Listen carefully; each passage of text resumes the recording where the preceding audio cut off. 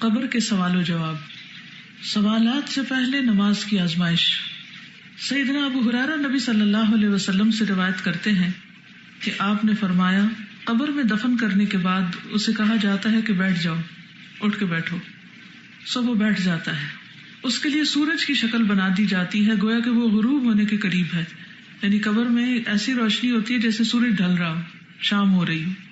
وہ کہتا ہے تم بتاؤ اس شخص کے بارے میں تم کیا کہتے ہو جو تم سے پہلے تھا، اور تم اس پر کیا گواہی دیتے ہو. یعنی نبی صلی اللہ علیہ وسلم کے بارے میں سوال کیا جاتا ہے. وہ کہتا ہے مجھے چھوڑ دو کہ میں نماز پڑھ لوں.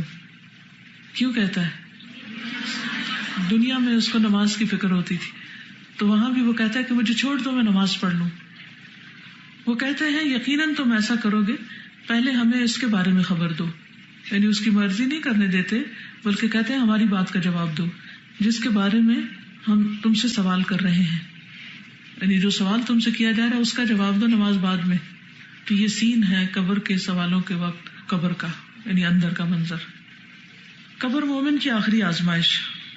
سیدنا براء بن عازب رسول اللہ صلی اللہ علیہ وسلم سے روایت کرتے ہیں کہ آپ صلی اللہ علیہ وسلم نے فرمایا فرشتہ اس میت کو ڈانٹتے ہوئے پوچھتا ہے تیرا رب کون ہے، تیرا دین کیا ہے، تیرا نبی کون ہے. اور یہ آخری آزمائش ہے جو مومن پر پیش کی جاتی ہے. یعنی ڈانٹ کے سوال کیے جائیں گے لیکن یہ آخری امتحان ہے. یہ وہی موقع ہے جس کے بارے میں اللہ عز و جل فرماتے ہیں اللہ مومنوں کو ایک مضبوط بات کے ساتھ دنیا کی زندگی میں اور آخرت میں ثابت قدم رکھتا ہے. یعنی وہ اس گھبراہٹ کے وقت جم جائیں گے کیونکہ وہ دنیا میں جمے رہے. اس وقت ماشاءاللہ آپ میں سے کچھ لوگوں کا جیسے حدیث کورس ختم ہو رہا ہے، تعلیم القرآن کورس ختم ہو رہا ہے، تجوید کورسز ختم ہو رہے ہیں.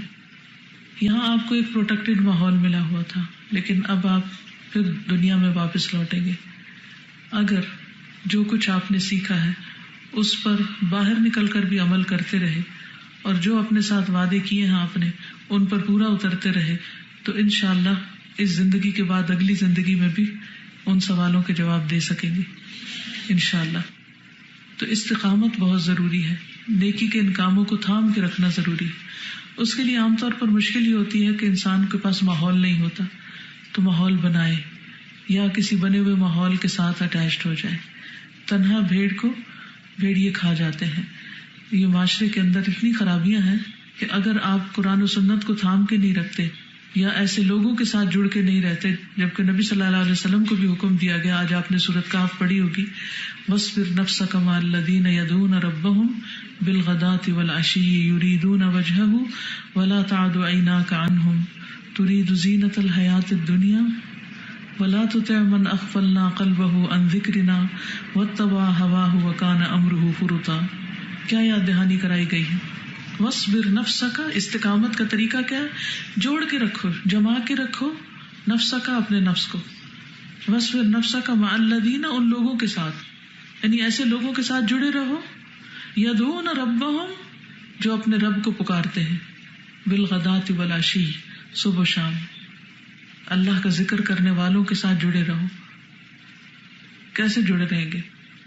علم کے حلقے، علم کی مجلسیں اور ایسے لوگوں سے دوستی جو واقعی جینوئنلی اللہ کا ذکر کرنے والے ہوں، ان کے ساتھ تعلق اور ایفرٹ کر کے ایسی جگہوں پہ پہنچنا، ان لوگوں کی مجلس اختیار کرنا. آپ دیکھیں گے تھوڑی ہی دیر میں سارا زنگ اتر جائے گا. اور اگر آپ نے چھوڑ دیا یہ سب کچھ، علم کی مجلسیں اور علم کے حلقے چھوڑ دیے، تو آہستہ آہستہ دنیا کا رنگ چڑھ جائے گا جس کو اتارنا اکیلے بڑا ہی مشکل ہوگا. دنیا کے فتنوں کا مقابلہ کرنا اکیلے میں بہت مشکل ہے. اس کے لیے اگر سب کے ساتھ مل کر انسان مقابلہ کرے تو آسان ہوتا ہے. تو یدعون ربهم بالغداۃ والعشی یریدون وجہہ. اور یہ کون لوگ ہیں؟ پہچان کرا دی گئی. کیا؟ جو اپنے رب کا چہرہ چاہتے ہیں، اللہ کا دیدار چاہتے ہیں، یعنی آخرت کی فکر کرتے ہیں اور وہاں اپنے رب کی رضامندی چاہتے ہیں. اور اگر یعنی ترید زینت الحیات الدنیا، کیا انہیں چھوڑ کر تم دنیا کی زندگی کی رونق اور زینت جو ہے وہ تم چاہتے ہو؟ کیونکہ انسان دین والوں سے کیوں ملنا چھوڑتا ہے؟ کیونکہ وہ دنیا والوں کی کمپنی کو انجوائے کرنے لگتا ہے. ہر وقت کپڑے، زیور، کھانے پینے اور ادھر ادھر کی باتیں، ایک غفلت کی زندگی. پھر اس کا دل ایمان والوں میں، دین والوں میں نہیں لگتا. تو اللہ تعالیٰ فرماتے وَلَا تُطِعْ مَنْ أَغْفَلْنَا قَلْبَهُ، مت اطاعت کرو اس کی جس کے دل کو ہم نے غافل کر دیا عن ذکرنا، اپنے ذکر سے. تو جو غافل لوگ ہیں ان کی مجلس زیادہ دیر تک نہیں، کیونکہ واسطہ تو آپ کو پڑے گا ہی. تو اس کا حل یہ ہے کہ انہیں بھی دین کی طرف بلا لیں. یعنی بعض جگہ ایسی ہے نا کہ جہاں آپ اکیلے ہوں گے، کوئی بھی آپ کو اپنے سوا ایسا نہیں ملے گا کہ جس سے آپ اپنے دل کی بات کر سکیں. تو ایک تو اپنے رب سے باتیں کرنا سیکھیں، کتابوں کے ساتھ تعلق رکھیں، علم کی مجلسوں کے ساتھ تعلق رکھیں. کسی بھی اچھی کتاب کا مطالعہ ایسے ہے جیسے کسی عالم کی صحبت. بعض اوقات ہم یہ رونا روتے رہتے ہیں نا، ہم کدھر جائیں. اگر آپ بخاری پڑھ رہے ہیں تو کس کی صحبت میں ہیں؟ امام بخاری. تو جب آپ دیکھیں کہ ہر طرف دنیا ہی دنیا ہے تو حل کیا ہے، کیا کریں؟ یہ کتابیں کس لیے خریدی؟ بس کورس کرنا تھا، اور کورس کر کے بس اب رکھ دیں گے شیلف پر کہ مٹی پڑتی رہے. یہ آپ کی ساتھی ہیں، آپ ان کو دوبارہ بھی کھولیں گے، دوبارہ پڑھیں گے، اور جس وقت آپ اس کو پڑھیں گے تو کیا ہوگا؟ گویا آپ ان کی صحبت میں چلے گئے.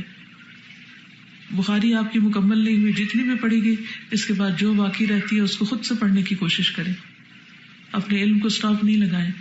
اسی طرح اور بھی اچھی اچھی کتابیں موجود ہیں. آپ میں سے بہت سے لوگوں نے ماشاءاللہ اچھی کتابیں خریدی بھی ہوں گی، لیکن ہوتا کیا ہے، گھر جاتے ہیں، شادی رشتے کی باتیں ہونے لگتی ہیں، پھر رشتہ آ رہا ہے جا رہا ہے، پھر منگنیوں کے چکر، پھر اس کے بعد شادیوں کی تیاریاں، اور وہ لامتناہی سلسلے بازاروں کے، اور اتنے میں یہ سارا علم ضائع ہو کر رہ جاتا، سب واش آؤٹ ہو جاتا ہے. نتیجہ کیا ہوتا ہے؟ ہم پھر اسی غفلت کی دنیا میں لوٹ جاتے ہیں، اور ہمارے ارد گرد لوگ جن کو ان میں سے کسی بھی بات کی خبر نہیں کہ کل کیا ہونے والا ہے ہمارے ساتھ، اور یہ یقینی حق ہے جو کہ پیش آنے والا ہے. تو اللہ تعالیٰ نے صاف راستہ بتا دیا، وَلَا تُطِعْ مَنْ أَغْفَلْنَا قَلْبَهُ عَنْ ذِكْرِنَا، جس کے دل کو ہم نے اپنے ذکر سے غافل کر دیا اس کی بات مت مانو. وَاتَّبَعَ هَوَاهُ، اور وہ اپنی خواہشات کی پیروی کرتا ہے. وَكَانَ أَمْرُهُ فُرُطًا، اور اس کا معاملہ بکھرا ہوا ہے، حد سے بڑا ہوا ہے.